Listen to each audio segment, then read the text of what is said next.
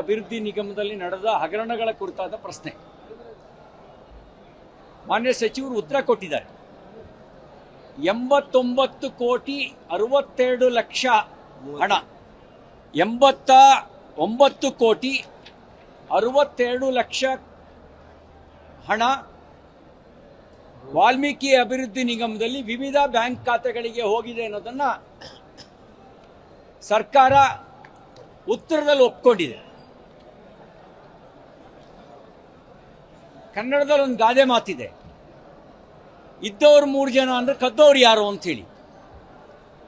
ಬಹುಶಃ ಕರ್ನಾಟಕ ರಾಜ್ಯದ ರಾಜಕಾರಣದ ಇತಿಹಾಸದಲ್ಲೇನೆ ಅಧಿಕೃತವಾಗಿ ಒಂದು ನಿಗಮದ ಖಾತೆಯಲ್ಲಿದ್ದಂಥ ಹಣವನ್ನು ವಿವಿಧ ನಕಲಿ ಖಾತೆಗಳಿಗೆ ವರ್ಗಾಯಿಸಿ ಅಂದಿನ ಮಂತ್ರಿ ನಾಗೇಂದ್ರ ಸೇರಿದಂತೆ MD ಸೇರಿದಂತೆ 14 ಜನರ ಮೇಲೆ ಮೊಕದ್ದಮೆ ದಾಖಲಾಯಿತು. ಒಬ್ಬರು 13ನೇ ಆರೋಪಿ ಸತ್ಯನಾರಾಯಣ ವರ್ಮಾ ನ್ಯಾಯಾಲಯದ ಮುಂದೆ ಒಂದು ಹೇಳಿಕೆ ಕೊಟ್ಟರು. ನಾಗೇಂದ್ರ ಮತ್ತು ನಾಗೇಂದ್ರ ಅವ್ರ ಕಡೆಯಿಂದ ನನಗೆ ಜೀವ ಬೆದರಿಕೆ ಇದೆ, ಯಾವುದೇ ಕಾರಣಕ್ಕೂ ಮಂತ್ರಿ ಹೆಸರು ಹೊರಬರಬಾರ್ದು ಅಂತ ಅವರು ಒತ್ತಡ ಹಾಕ್ತಾ ಇದ್ದಾರೆ. ಮಂತ್ರಿ ಹೆಸರನ್ನ ಹೇಳಿದ್ರೆ ಕೊಲ್ಲುವ ಬೆದರಿಕೆ ಹಾಕಿದ್ದಾರೆ.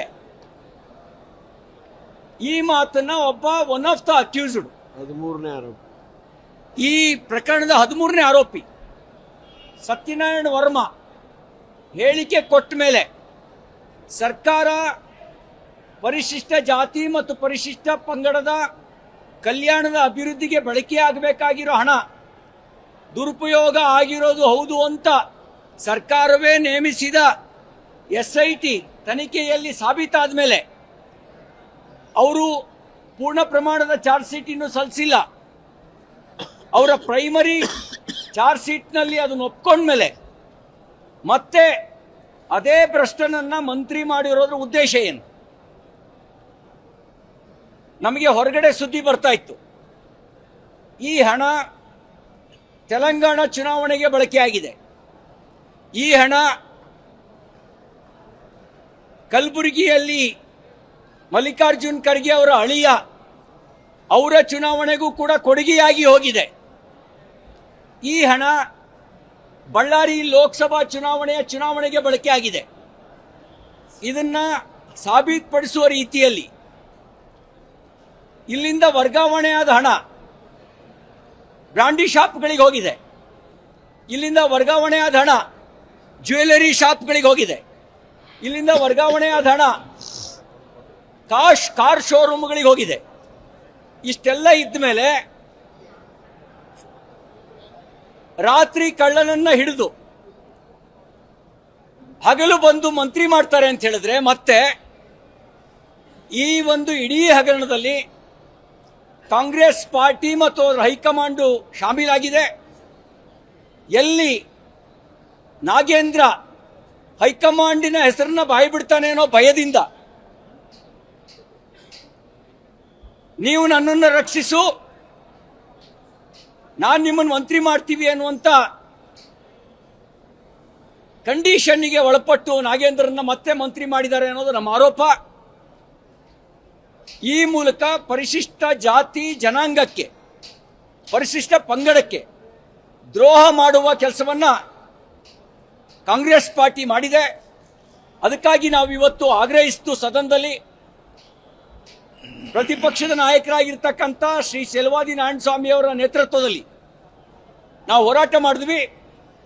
ಭ್ರಷ್ಟ ಮಂತ್ರಿ ನಾಗೇಂದ್ರನ ವಜಾಗೊಳಿಸಿ ಅವರನ್ನ ಮಂತ್ರಿಮಂಡಲದಲ್ಲಿ ಇಟ್ಕೊಂಡು ನೀವು ಭ್ರಷ್ಟಾಚಾರದ ವಿರುದ್ಧ ಮಾತಾಡಿದ್ರೆ ಯಾರೂ ನಿಮ್ಮನ್ನು ನಂಬಲ್ಲ, ನಿಮಗೂ ಭ್ರಷ್ಟಾಚಾರದಲ್ಲಿ ಪಾಲು ಇದೆ ಅನ್ನುವಂಥ ಅನುಮಾನ ನಮಗೆ ಬರ್ತಾ ಇದೆ.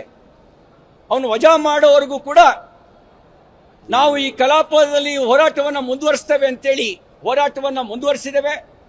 ಸರ್ಕಾರ ಕೊಟ್ಟಿರೋ ಉತ್ತರದಲ್ಲಿ ಎಲ್ಲೆಲ್ಲಿಗೆ ಜಮಾ ಆಗಿದೆ ಹಣ ಅನ್ನುವಂಥ ಸಮಗ್ರ ಉತ್ತರವನ್ನು ಅವ್ರು ಕೊಟ್ಟಿದ್ದಾರೆ. ಬ್ಯಾಂಕ್ ಆಫ್ ಬರೋಡಾ ಅಲ್ಲಿಂದ ಎಲ್ಲಿಗೆ ಹೋಗಿದೆ, ಕೆನರಾ ಬ್ಯಾಂಕಿಂದ ಎಲ್ಲಿಗೆ ಹೋಗಿದೆ, ಯೂನಿಯನ್ ಬ್ಯಾಂಕಿಂದ ಎಲ್ಲಿಗೆ ಹೋಗಿದೆ, ಕೋಟಕ್ ಮಹೀಂದ್ರ ಇಂದ ಎಲ್ಲಿಗೆ ಹೋಗಿದೆ, ಹೈಕೋರ್ಟ್ನಿಂದ ಎಲ್ಲಿಗೆ ಹೋಗಿದೆ.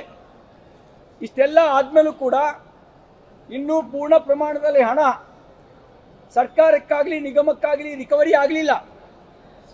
ರಿಕವರಿ ಆಗೋಕ್ ಮುಂಚೆ ನಾವು ಕಳೆದ ಸಾರಿ ಒಂದು ಫೋಟೋ ಬಿಡುಗಡೆ ಮಾಡಿದ್ದೆ. Nekkunti Nagaraj, one of the accused, ಅವರು ಕೂಡ ಒಬ್ಬ ಆರೋಪಿ. ಅವರು ಮತ್ತು ನಾಗೇಂದ್ರಗಿರೋ ಸಂಬಂಧ, ನೆಕ್ಕುಂಟಿ ನಾಗರಾಜು ಮತ್ತು ನಾಗೇಂದ್ರ ಒಟ್ಟಿಗೆ ಶಾಂಗ್ರಿಲಾ ಹೋಟೆಲ್ನಲ್ಲಿ ನಡೆಸಿದ ಮೀಟಿಂಗು, ಅಲ್ಲಿ ಮೌಖಿಕವಾಗಿ ಅಧಿಕಾರಿಗಳಿಗೆ ಕೊಟ್ಟ ಸೂಚನೆ, ಇವ್ರು ಏನ್ ಹೇಳ್ತಾರೆ ಹಾಗೆ ಕೇಳಿ ಅವ್ರಿಗೆ ಸಹಕರಿಸಿ ಅಂತ ಕೊಟ್ಟ ಸೂಚನೆ.